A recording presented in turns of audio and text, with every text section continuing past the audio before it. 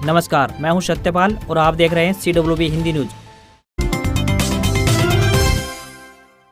पूर्व सीएम भूपेंद्र सिंह हुड्डा की सियासत ने हरियाणा को चौंका दिया है। एक तरफ वे गांधी परिवार के साथ चल रहे हैं, उन्होंने अपनी मर्जी से हरियाणा में उदय भान को कांग्रेस का प्रधान बनवाया। इसके बाद वे सोनिया गांधी से मिले। दूसरी तरफ वे गांधी परिवार से असंतुष्ट कांग्रेसियों के G23 ग्रुप की मीटिंग में हिस्सा ले रहे हैं। वह मल्लिकार्जुन खड़गे के कांग्रेस अध्यक्ष पद के लिए नामांकन में प्रस्तावक तक बन गई। हरियाणा के सीएम मनोहर लाल खट्टर ने राज्य के छोटे कारोबारियों को बड़ी राहत प्रदान की है। उन्होंने राज्य में व्यापारी क्षतिपूर्ति बीमा योजना लागू कर दी है। अब राज्य के शहरों में रियायती दरों पर बूथ मिलेंगे। साथ ही सूबे की सभी रेडी मार्केट को भी पक्का किया जाएगा। योजना के लागू होने के बाद स्मॉल बिजनेसमैन को सामान्य बीमा दर पर आग, बाढ़ आदि से हुए नुकसान की भरपाई की जाएगी। पंचायत चुनाव से पहले हरियाणा में सियासी गठजोड़ शुरू हो गया है। इसी कड़ी में हरियाणा बीजेपी के पंचकुला में हुए एक कार्यक्रम में हुड्डा के नजदीकी देवेंद्र चावला, 2 पूर्व चेयरमैन सहित दूसरे दलों के 12 बड़े नेताओं ने बीजेपी की सदस्यता ग्रहण कर ली है। सीएम मनोहर लाल खट्टर और प्रदेश अध्यक्ष ओम प्रकाश धनखड़ ने इन नेताओं को पार्टी की सदस्यता दिलाई। पंजाब और हरियाणा ने पंजाब हरियाणा हाईकोर्ट में एक स्टेटस रिपोर्ट दाखिल की है। रिपोर्ट में बताया गया है कि दोनों राज्यों में कुल 112 MP और MLA दागी हैं, जिनके खिलाफ विभिन्न अदालतों में मुकदमे चल रहे हैं। पिछली सुनवाई में हाईकोर्ट की फटकार के बाद राज्यों ने यह जानकारी दी है। राज्य में 13 पूर्व MP और MLA के खिलाफ मामले अदालत के सामने विचाराधीन है। सुप्रीम कोर्ट ने ही सभी राज्यों के हाईकोर्ट को अपने राज्य में आपराधिक केसों में संलिप्त MP और MLA की जानकारी मांगी थी। हरियाणा के सिरसा स्थित डेरा सच्चा सौदा पर अब हनीप्रीत का एकाधिकार हो गया है, क्योंकि राम रहीम का पूरा परिवार विदेश जाकर बस गया है। राम रहीम की दोनों बेटियां अमरप्रीत व चरणप्रीत कौर और बेटा जसमीत परिवार समेत लंदन जाकर बस गए हैं। हालांकि डेरा प्रमुख की मां नसीब कौर और पत्नी हरजीत कौर इंडिया में ही रहेंगी। राम रहीम के परिवार के विदेश में बसने की वजह हनीप्रीत के साथ पारिवारिक मेंबरों का मतभेद होना बताया जा रहा है।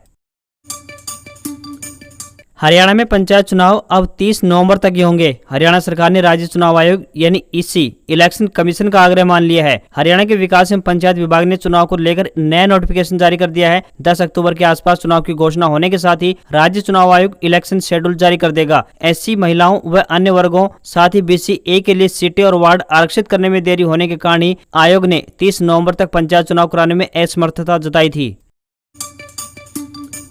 हरियाणा में ऑनलाइन ट्रांसफर से परेशान उन TGT व PGT गेस्ट टीचर्स के लिए राहत भरी खबर है, जो अपने घरों से दूर चले गए थे। शिक्षा विभाग की ओर से दोबारा से सभी गेस्ट टीचर से चॉइस पूछी गई है। इसमें वह पहली चॉइस पर अपने गृह जिले का नाम लिखेगा। 1 अक्टूबर की रात 12 बजे से पहले गेस्ट टीचर्स के लिए चॉइस बताना अनिवार्य होगा। इसके लिए शिक्षा विभाग की ओर से पोर्टल ओपन कर दिया गया है। कांग्रेस में अध्यक्ष पद के चुनाव के लिए शुक्रवार को 3 नामांकन हुए। पहला नामांकन शशि थरूर, दूसरा नामांकन झारखंड के कांग्रेस लीडर KN त्रिपाठी और तीसरा नॉमिनेशन मल्लिकार्जुन खड़गे ने किया। इसके साथ ही तय हो गया कि अगला अध्यक्ष गैर गांधी ही होगा। थरूर और त्रिपाठी के प्रस्तावकों में इक्का दुक्का लीडर्स थे, लेकिन गांधी फैमिली की चॉइस बताए जा रहे मल्लिकार्जुन खड़गे के प्रस्तावकों की लिस्ट में 30 बड़े नेताओं के नाम शामिल है। इनमें G23 के बड़े चेहरे आनंद शर्मा और मनीष तिवारी भी शामिल है। खड़गे के साथ नेताओं के हुजूम की तस्वीरें साफ बता रही है कि नॉमिनेशन ही नतीजे हैं। हाईकमान और टॉप लीडर्स के सपोर्ट में खड़गे का अध्यक्ष बनना तय माना जा रहा है। अगर ऐसा होता है तो खड़गे बाबू जगजीवन राम के बाद दूसरे दलित अध्यक्ष बनेंगे। आपको यहाँ पर बताते चलें कि जगजीवन राम 1970-71 में कांग्रेस के अध्यक्ष थे।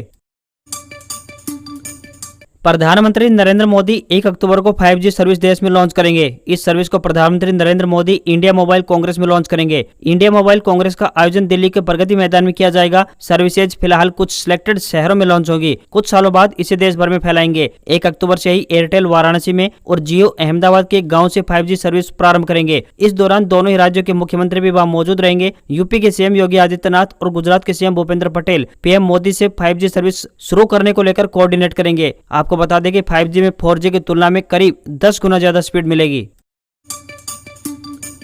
सराफा बाजार में आज यानी शुक्रवार को सोना चांदी की कीमतों में शानदार तेजी देखने को मिली है। 23 सितंबर को सराफा बाजार में सोना 299 रुपए महंगा होकर 50,302 रुपए प्रति 10 ग्राम पर पहुंच गया है। चांदी की बात करें तो चांदी में भी आज तेजी देखने को मिली है। इसके चलते ये एक बार फिर से 56,000 के पार निकल गई है। सराफा बाजार में ये 680 रुपए महंगी होकर 56,338 रुपए प्रति किलोग्राम पर पहुंच गई है। आज खबरों बस इतना ही। देखते रहिए CWB हिंदी न्यूज। नमस्कार।